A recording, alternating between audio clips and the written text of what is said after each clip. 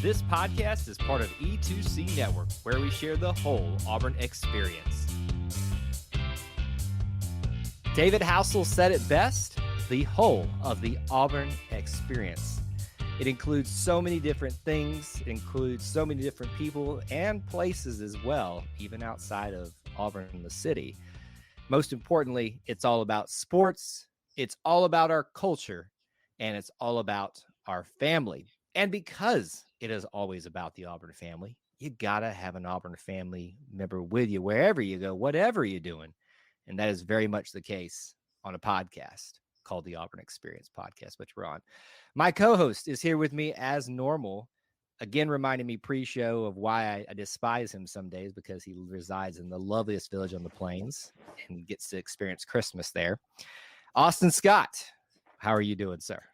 I'm good, Kyle. War Eagle to you. Merry Christmas to you. If you're listening on the replay, we are 2 days from Christmas, and I can't believe it's already here. We were talking pre-show too about how it just sneaks up on you once you get here, and it's here. And so I'm excited to talk about Christmas and all the things that we've been doing in the loveliest village on the plains for Christmas and what Auburn and Christmas can encompass. But it's been a busy week, my friends, and I'm excited to talk about all of it with you. It absolutely is. And we have an agenda that we want to hit today with all the many things that have been happening Auburn-wise over the last week or so. I kind of want to go ahead and just jump right into the two bigger things, but let's just talk a little Christmas. Let's get this thing started off right, because, we're going to probably spend majority of our time talking about signing day and the West Coast trip. But let's talk a little Christmas right now. Since you decided to make me jealous pre-show about you getting to be in Auburn for Christmas, what are you going to be doing? Like, what does it mean for the Scott household? Do you go check out the Auburn Christmas tree, or what are you going to be doing? Well, it's been good so far. They dress up downtown pretty good, pretty early. I think we've talked about on a previous episode the Christmas tree and when they light it. When students are still in town and on campus. Wait, they don't light it when people are not on campus? Like no, I just mean the first time. The first time. Gotcha. No, it stays lit. I was about to say the budget must be running real hard if they're if they're cutting it off when nobody's there. That's right. Yeah, that'd be like on the same ticket as riding buses to different away games. But anyway, I think we were talking today too. My wife asked me, because the tree is so big, but it stays up year round, and so I've always found that really interesting. That big old tree stays up year round on the front of Sanford Lawn. Well, here's the ironic part about that, Austin, is I forget it's there until Christmas rolls around. Like every time, like I don't know, does Auburn pull some magic off to make you forget that the Christmas tree is still there on Sanford Lawn? I mean, obviously they take the lighting off, the decorations off, all of that kind of stuff. But, unless for me at least, I can't speak for you or anybody else, if I don't concentrate on it, I forget that it's there on a game day or just passing through, or if somebody points out. I think probably I was there with a relative sometime that's not an Auburn fan. They said, "What's that Christmas tree doing out there?" Oh yeah, that's wait a minute, why is it there? We tend to forget about those things sometimes. Yeah, it just kind of stays up all year, and like you said, it's kind of, I think it's become just such a normal thing that I'm like you, I don't really think about it until it gets decorated and lit up. I'm now wondering, does the Hanukkah menorah stay up? It doesn't stay up all year. Wait, where's the Hanukkah menorah? Right next to it. Really? Like 5 feet to the right if you're looking from the street. Is that normal? Like, was that always been that way, or is that a recent addition? It was there when I was in school. So that was what, 4 years ago, something like that? Yeah, I graduated almost 5 years ago. We just dated Austin, by the way. For those of you that are watching the live recording, you can always see how young he looks and how old I look with my receding hairline. But now you just really placed kind of how far apart we are in age. It's not that drastic, but let's be honest. No, it's not. Hairline alone, you got me beat. You know what I wish for Christmas? A new hairline. That's what I want. Santa's impressive, but I don't know about that, Kyle. It is, yeah. There's miracles can only be worked by Gus Malzahn in his first year back twice. So here, let me. This kind of made me thinking about Christmas and Auburn stuff. what's something Auburn that you would wish for Christmas? I'm not talking about Oh, you wow. I'm Yeah, not talking about you right. personally. Like, what as Auburn the entity, what would you wish for Christmas? Like for this next year? Can we say united fan base, or is that still too miracle? That is impossible. We're not going for miracles here. Man, that's a good one. We're right on the cusp of signing day, so some big recruits would probably be a good Christmas gift. Man, I don't know. Is there I got something one you have thing. right off? Go ahead. For every Auburn podcast out there, and for anyone who's doing something related to Auburn, connected to Auburn, that's doing video podcasts, I want them to have the spinning helmet like they have in your background right now. That's what I wish for Christmas, because that looks awesome, my friend. I know you've had it back there, but the new setup I'm loving. I've tried to kind of showcase it because it's so fun. That's a good one. That's a great one. That's lower level than I was thinking, but I like that one. It's actually something like tangible, something it's going to cost a lot to get all the, because let's be honest, we're like one of not 1,000, but there's so many Auburn podcasts now, and so many Auburn YouTube channels, and so many Auburn content creators, and we're not even mentioning the ones that are like the official people. By the way, how's that Harsin podcast going now? Yeah. I wonder if anybody's gone back and like listened to some of that. It's probably really interesting to listen to it in retrospect. Here's what I wish for, as cool as a concept as that was at the time. And I like that we were being innovative. I like that Harsin was being. My Christmas wish for an Auburn Christmas wish is there be no focus on podcast by the coaches right now. Win some bowl games, maybe, have a respectable season, and then we can start talking about doing podcasts again. Yeah, I think maybe focus on just getting this thing off to a good start here before we worry about the extras. Man, that's a great question. I'd be really interested to see kind of what you'd get, some snarky responses, but I'd be interested to see what hashtag Auburn Twitter thinks of. Oh, I got one. No. What do you got? It's not tangible, but it's what I've been thinking about as of recent days, and with our friend Clint Richardson. Oh no! Don't bring Clint into this already. We're barely into the show, and you're bringing that. No. Up. I'm not asking for uniforms for Christmas. Okay. We banish all memory. We just sprinkle Santa pixie dust for every individual, and we banish the words University of Auburn from everyone. No, it doesn't happen with recruits. It doesn't happen with people make fun of. No one ever thinks of it again, and the University of Auburn is gone. Can I be honest with you? I don't hate that. Like, listen, Linda, listen. I don't know if you've seen that video before. Linda.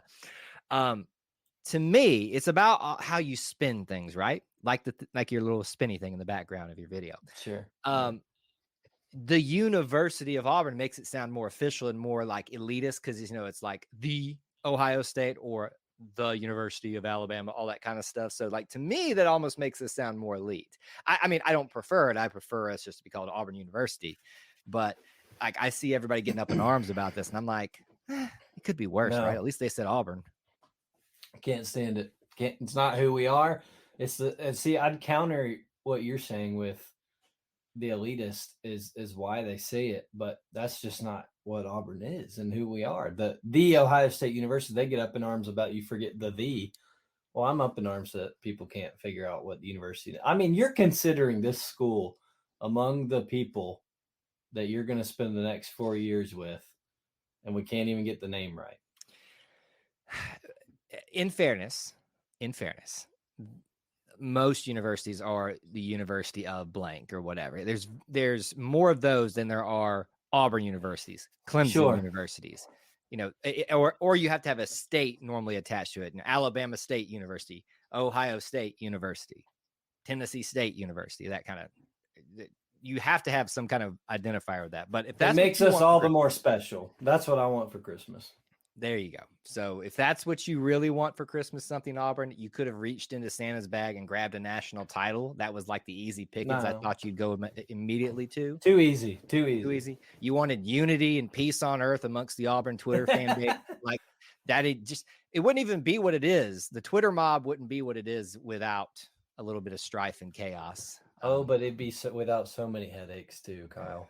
Eh, you know, yes, I'm not going to argue that. That's fair. That is a fair point. Fair point. I'll keep that on our Christmas list for this year. Let's talk about the West Coast trip. I'm going to keep people in suspense. They're wanting us to talk about National Signing Day. We're going to get there. Let's talk about this West Coast trip that Auburn basketball just went on. And get ready, folks, because now that signing day is over, the news cycle for Auburn football is going to slowly start waning. So you better get hyped for some Auburn basketball. If you walked into this West Coast trip, meaning a USC game and a Washington game, and your expectations were that you were going to come out undefeated, you're sorely disappointed. Auburn did not have a great game against USC. It was not a terrible game. They shot themselves in the foot. But what a response at the Washington I almost said the Washington University, going back to our last topic, the University of Washington Huskies at their arena, taking them down and really just sending a message to them. Now, I do wish this was a Washington Husky team that was a little bit more formidable, and there's always going to be that debate. Who was it more that Auburn was just that good versus them, or are they that bad? But your thoughts on the West Coast trip, overall gameplay, anything that you wanted to mention about it? Yeah, I guess the first one's at USC, and I remember when it got announced, people were really excited. That's very rare that Auburn Galen and USC Center is a big one. Yep. Yep, very rare that Auburn and USC get to face off in a whole lot of things, including basketball. So exciting trip and heavy Auburn contingent at both games, which is just not surprising at all, but still incredible to see. I think, though, if you had told me without me having watched the game or knowing the final score, that Auburn had 23, I think is the right number, 23 turnovers in the game, Jeez. and it's tied for their tied for the most in the last 4 years. Right. I've been like, oh my. I'm like, how bad was it? Tell me the score, Kyle. And it was, you lose by 3. And so that's mind-boggling in itself. And I know that's going to sound like a moral victory thing, but that's impressive to me that they didn't fold up and they didn't just absolutely get blown out when you give up 23 turnovers to the opponent and had a shot at the end to tie it. You get the last shot with a heave to tie it. Yeah. And so it stinks, and they played a really, really ugly, sloppy game. And you said it best. They shot themselves in the foot 23 times. But it was just nasty. And USC played really well. That point guard, Ellis, I think, just had a phenomenal day. And so that's an impressive team and a tough place to play. And so I'm not too torn up about it, besides the turnovers and fouling, because it was just horrible. It was just absolutely disgusting from Auburn's end. To bounce back and struggle in the first half and kind of shake off the rust, and then absolutely destroy Washington in the second half is even more impressive to me. I don't know how many people got to watch that game because it was like the Ark of the Covenant trying to find it. My gosh, and when you got the feed, it wasn't that great. No. It was just like in this day and age we have a bajillion options to watch TV these days, and it makes it that hard to find a game. Is it that hard for the Pac-12 network and the SEC network to reach an agreement to feed the feed into SEC Network Plus at the very least, so that you can split it? Like, to me, that's a big win, because you're going to get all these SEC fans doing all these extreme things to the Fubo TV thing, whatever. I was luckily on another, I'll give them a shout out, the Auburn basketball podcast. Matt Donaldson, I haven't met the other ones yet, so I don't have their names, but they did a Zoom call where they signed up for it and broadcast it, not publicly, obviously, because you can't do that, but let us all watch it that way. So that was very thankful for them. But going to these extreme links, why can you not just split it? Because you know that you're going to get this influx of Auburn fans that want to watch these guys play, even if they're a little bit frustrated at them from the last game. The ratings, the commercial money that's going to be coming in from that alone, you're going to make bank if you just make it easy on. If you make it on easy on Auburn fans to come, they will come in droves physically, but also virtually to watch their teams play. That's what we do. That's part of our Yeah. culture. I So guess the counterpoint to that is they didn't do it when Washington came down here, and I'm, sure they had but that was trouble. 4 years ago. Things are much different now. Sure, but this is the return of the home and home, Yeah. and so I'm sure that they had 4 years. trouble finding the SEC. Yeah, I know, finding the return of the SEC network, but in this day, it just with all these, we talk about media deals and how much money goes into these conferences getting media deals and how they're always getting re-upped or restructured. It shouldn't be this hard to find it. All that said, the game itself, Auburn came out there, dominated. Janai Broom dominated. KD Johnson found his rhythm late. Wendell Green looks to be okay with that ankle. Trey Donaldson probably didn't want to leave the West Coast. How great of a Trey Johnson's like, can we play out here all the time, please? Yeah, he's like, I'll play on the Pac-12 network. Yeah, incredible showing by him and really exciting for what he can be to this team. I think we've talked about in the past podcasts, and Coach Bruce Pearl has talked about, we need these freshmen to step up, and Trey Donaldson has taken that to heart and had an incredible road trip. So he's feeling good. I was impressed overall. I think the 23 turnovers really stinks, but if you told me 1-1 on the road trip and one is a single possession loss, what are you going to do? Well, and that's the big thing. We're not talking about moral victories here. We're just talking about looking at the context of the scenario here. Auburn should have won the game against USC, and most experts would have predicted, even in a tough environment like USC in the Galen Center, that you win that one. Right. So you shot yourself in the foot. What's more impressive to me is the response, and like you said, what we did against Washington. Yes, against a lesser opponent compared to USC from all the metrics and stuff, but the big thing for me is you're going to make a mistake as a college basketball team. There's very few that go undefeated. And even the ones that go undefeated, look terrible some nights and nearly, take that loss to ruin their record. It's just the nature of a long season with 30 games usually in the regular season. And then who knows how many in the postseason. So that in and of itself just lends it to the impossibility of having just stellar play the entire year, especially when this day and age where you're rotating guys in that are here for one and done years, that are, maybe transferring in and out with the portal, all that kind of stuff. All those things together make it harder to have these perfected teams that stay together for a long time, that make fewer and fewer mistakes because they're used to each other. So all of that context to there, I'm more impressed with the bounce back than I am frustrated with the turnovers, because that is something that can be cleaned up. We all know that Auburn's basketball offense isn't great right now, and we're finding ways to work around it. We just can't do things like we did against USC and turn the ball over. But, stepping outside the game, I actually really enjoyed this, as frustrating as it was to have some like later games and dealing with all the stuff that we've already whined and complained about. We're crotchety old men again, Austin. We always find ways to be crotchety. I would like us to do something like this again. So my question to you would be, if you had to pick the next two teams for us on the West Coast, and I will, it doesn't necessarily have to be just California, Oregon, and Washington. I'll count if there's a team in Montana or in Idaho, or Arizona, the traditional kind of over there, the Pac-12, the WAC, well, the WAC's not alive anymore, Mountain West. What would you want on a West Coast trip? 2 games. Yeah, I like that. I think that the two that jump out right ahead, and this might be just too easy, but one is, one of those elite programs in Arizona. Tennessee just went out there and played them. That'd be a special game, a special place to play. Bruce always talks about the special opportunity to play in an arena like that, with a fan base like that. So Arizona would be one I think would be fun. And then the other one that came to mind would just be Oregon. I think probably because Washington. You just want to go see Bo Nix. That's all. You just want to go see Bo Nix next year. That's all. He's back. He's back, folks. Next year, he's not a dark horse for the Heisman. He's on the favorite. He'll always be a dark horse for the Heisman because he's always having fun and focused. And this is the year. And anyway, yeah. Before we get on that tangent, but Washington had that crazy weird court Yeah. Oregon's got one of their own. Right.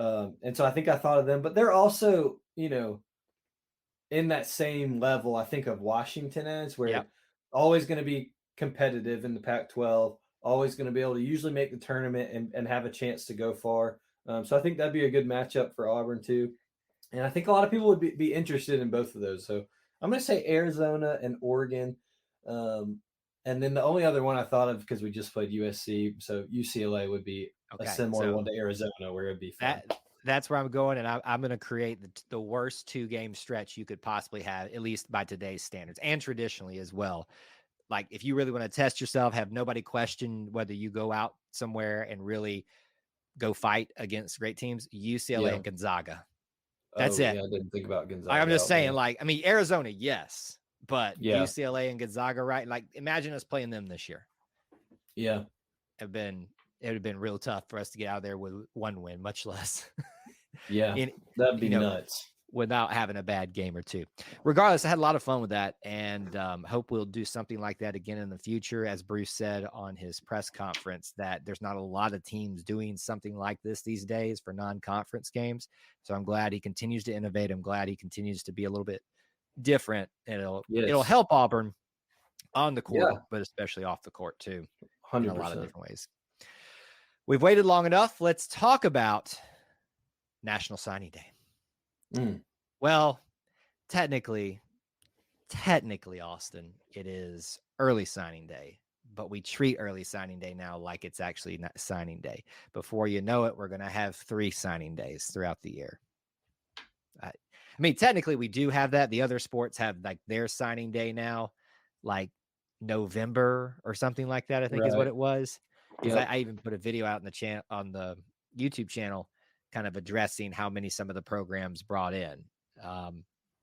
And I think there was one year too where like they tried to do everybody together all on the same day. And of course, football just takes the cake in terms of exposure and stuff like that. So I'm glad that they spread it out. Everybody's always going to be super interested in football recruiting and the obsession that is with that, something that I'm glad that I kind of broke away from to some degree. Obviously, I have to stay connected with it for what I do here. But boy, howdy. I try to always stay away from hyperbole and not just act like, oh, this is the greatest thing ever. But Right. I don't know what else Hugh Freeze can do to win some support from you if you are a detractor of his, with what he pulled off in basically 2 to 3 weeks on the job, from a class that was, depending on where you look, 60, 50s to in the teens at one point. I think now it kind of averages out about 20, but we're not, it's the early signing day and period. So there's still a couple months left to go.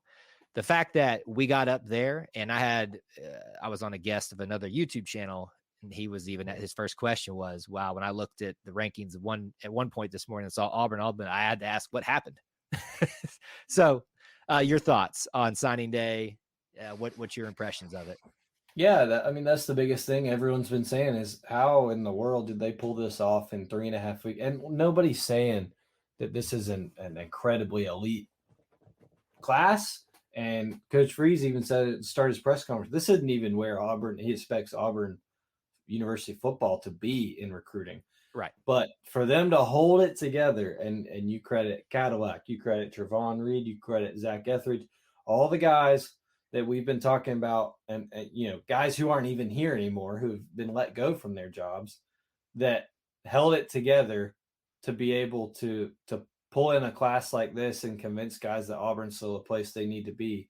Wow, just wow. And in every area, it's not just like the defense will always be fine at Auburn, so it'll be okay. It doesn't matter who the coach is. Mm-hmm. Offense, defense, special teams. Auburn got great guys and flipped them from other people. And don't let anybody tell you that, oh, well, they didn't want those guys. It's always a storyline. And listen, we do it. There's people on our side that do it the same way. We didn't. I'm so tired of that argument, acting like we didn't want him. Like, I was disappointed that Keon Jenkins, the quarterback commit, decided to leave us. Like, not because I thought he was going to be our next starting quarterback, but because, like, I hate seeing guys that decide I want to be a part of Auburn, but then feel like it's, not the best situation for him. I completely understand why he went. New coach, came in, another quarterback's brought in, probably another transfer quarterback coming along the line here at some point with that space Yep. opened up. So I understand the kid. So, but I hate this mentality of like, well, we didn't want him anyway. Yeah, you did. You just didn't want. You don't Yep. want him now. Sorry, I didn't mean Right. to get on my soapbox. It's okay. This is what recruiting does to me. It makes me a grumpy, crotchety old man. Well, Except yesterday. it's not the only thing, but that's okay. We own that. But I mean, flips from Ohio State, flips from help me, Kyle, Florida State, flips from Tennessee, yes, Tennessee, Texas Tech. You said Florida, Arkansas, Arkansas. I'm missing some others here as well. I know. Ohio State with Kyan Lee is the biggest one that kind of everybody was waiting on at the end of the day. Obviously, yes, it would have been absolutely great if Tony Mitchell would have flipped from Alabama, and it didn't happen, you know. And the two kids from Montgomery, everybody knew which way that was going and still had hopes. But to be able to pull off a class like that and have opportunities with those guys, like I said before with basketball, I'm not trying to be the moral victor, but given the context and the scenario around this coaching staff and what's going on this season, and with another signing day still to come, Yeah. it's impressive. And so I commend them 100%. I can't wait to see kind of how they fill it in at the next signing day, and then raid that portal and just to go get what you can get. And it's exciting. Yeah, I think a lot of people were excited about Auburn recruiting period and signing day more so than the last few years. And so that's always good to see, is just excitement about Auburn, no matter if you're a recruiter junkie or not. There are a couple of big things from yesterday I want to point out. I know we're talking more high level stuff rather than specific things about particular players and things like that. But you had coming into the day. Well, let me just talk about what you had after. 21 commits. When you count them all up, 20 of them are now signed. That's counting Rivaldo Fairweather, who was the tight end transfer that finally today sent in his. I don't know if there was a reason behind that or whatever, but it's in today. The only one is Jeremiah Cobb, and all indications are we're fine with him, and he's going to sign in February like he's always planned to. We'll see what happens, right? Always. Never count your chicks before they hatch. Is that the saying? Yes, right. Yep. I feel like I'm from South Carolina talking about chickens, but so that is a storyline out of this. Taking care of the areas that you needed to. Like this was every year you're trying to fill needs, right? But this was a year of like restarting and finding a new foundation. And I know as Auburn fans, we're tired about talking about this type of stuff, about building something. We want it to be built. But this is what happens when you make a transition. And he is truly, I hope people will see that the patience required, you see him laying the foundation for people giving him that grace and time to work his system. Here's the other thing. We know that Hugh Freeze can recruit. We know that Hugh Freeze can recruit in the SEC. We have yet to witness Hugh Freeze in the SEC when the transfer portal operated the way that it does. Now, that's not me sitting here saying that we're going to just have the most incredible transfer portal ever, but give the man some time, see what he can do. We know he's a guy about relationships. I mean, I loved in this press conference talking about who had the best cooking. Like that's the stuff I like to hear, frankly, more than, oh, I thought this guy can run really well, jump really high. That's the stuff I love to hear. Yeah, because that's what it comes down to is relationships. And you don't want to, I don't want to make it sound like you're selling a kid on just to get their signature. But these kids, it's more than just about ball. They need to trust you. Their families need to trust you. How many times do we hear about kids and their parents differing on where they need to go, or mom having a I need to wait. I can't commit until my mom comes down there and meets you or comes to see campus. Like it's a whole family thing. And so I agree, for him to prioritize those relationships and then talk about it is big. And I think it'll serve him well. It'll serve Auburn well. And like everything you said about the transfer portal, I completely agree with. Auburn's already been tied to some of the big names in the portal. Right. There'll be a whole nother wave after some bowl games. And this thing is, we already know this, the portal thing is constant. It doesn't stop, and it'll always be people looking in there and seeing who might go in there. And so I'm excited about the recruiting in general, whether it's high school or transfer portal with the staff. And I've been pretty impressed with them so far, and the results show it. To round out, what names from this group excites you the most? Do you have someone that's kind of like a person that maybe you're interested in that maybe not a lot of people are looking at, or just names that you'd like to mention, one or two or however many you got? I think the loan transfer, or not loan, I'm sorry, the tight end transfer, Rivaldo Fairweather, intrigues me a lot. I think that his body type and his way of playing the game is something we can see with Hugh Freeze has had success in the SEC. Evan Ingram was his big tight end at Ole Miss, had a lot of success with him. He's still playing in the NFL. So I really like that. I'm trying to think about a high school kid. The kid from Ohio State is one I really like. Kyan Lee and Sylvester Smith. Both Kyan's a defensive back. Sylvester, I think, is a safety. Both of those guys, everything I read about them or hear people say about them is they're just old school, love to hit. Right. I'm all about you laying some licks. And so I can't wait to see those guys. That's the other thing is these guys, I think people with high school recruiting, we forget about them unless it's an instant impact guy. Like we all knew Tanks Bigsby was coming in and running the football day. I mean, how could you not look at the dude? Exactly. A lot of these guys are high school, and then they get in a collegiate weight program that builds them up. Those two guys are already really big guys, and they love to hit. I can't wait to see them put some weight on and go after some of the SEC receivers and running backs. So it's going to be a good class. I think I was going to say this, and I realized what the reference will be to. I don't think we're done yet, and I think that's going to be what we all like to ask Trevon now: is are we done yet? I think we're not done yet. We're not done yet. And I just sent him a message yesterday. I just said, Trevon, do I even need to ask? He just that's all I get back. I feel like so many ask him now, but it's what everyone has believed with this coaching staff, right? And it's proved to be true. They keep bringing them in, so it'll be exciting. A lot of exciting names. We're not done talking about them here at E2C Network. There will be a lot of content here on the YouTube channel. I'm sure the guys on the No Huddle show will be giving their impressions on that. So if you love recruiting, want to hear more about this class discussion, this is not the last place and the last opportunity on E2C Network. You will be able to hear us talk about it. We have a whole reaction show to that, video after video, and more to come still of breaking down each of those commits at the time, now signees. So again, while we are not a primary area for recruiting, it is plenty to talk about right now, so we will do that. Obviously, wanted to hit that top before we go. Before we sign off, though, I want to mention this for everybody, and we want to start off this closing by wishing everybody a Merry Christmas, a Happy New Year, Happy Hanukkah, Kwanzaa, whatever you celebrate, Festivus for the rest of us. I don't know what it is. I hope I hope you celebrate Christmas as for me personally, because it's the most important thing in human history. And it's the most important gift that was ever given. I won't go bore everybody with that doesn't believe that, but I think Austin and I well enough where we stand on that, what our beliefs are and why we know what the reason for the season is. So I hope that you'll celebrate that. If not, find out why why this is the most wonderful time of the year and why we celebrate it. Also, with it being the holidays, we will be off basically for the next 2 weeks. So usually we do these on Sunday nights for live recordings at 9 Eastern time. Weird night tonight. Obviously trying to work around the holiday schedules, but basically I think it's Wednesday the 4th. No, actually it'll be the first Sunday. I don't know why I said Wednesday. The first Sunday after the new year.